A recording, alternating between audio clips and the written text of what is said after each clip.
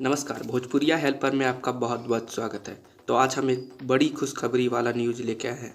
तो आज खेसारी लाल यादव का एक गाने का टीज़र लॉन्च हुआ है, जो कि एक बॉलीवुड लेवल का गाना है, जो कि नव भोजपुरी के ऑफ़िशियल यूट्यूब चैनल पे रिलीज़ किया गया है, जिस गाने का नाम है कॉलगेट। यह गाने को हिट मशीन खेसारी लाल यादव के साथ कनिष्का नेगी ने गाया था।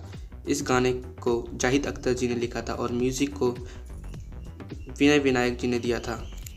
इस वीडियो को दीपेश गोयल ने डायरेक्ट किया था।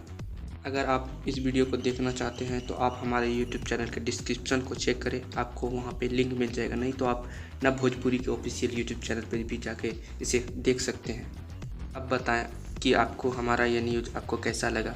आप कमेंट बॉक्स में कह सकते हैं और आप हमारे यूट्यूब चैनल को सब्सक्राइब कर लें, क्योंकि इस पर खेसारी लाल यादव से रिलेटेड न्यूज़ आपको हमेशा मिलता रहेगा।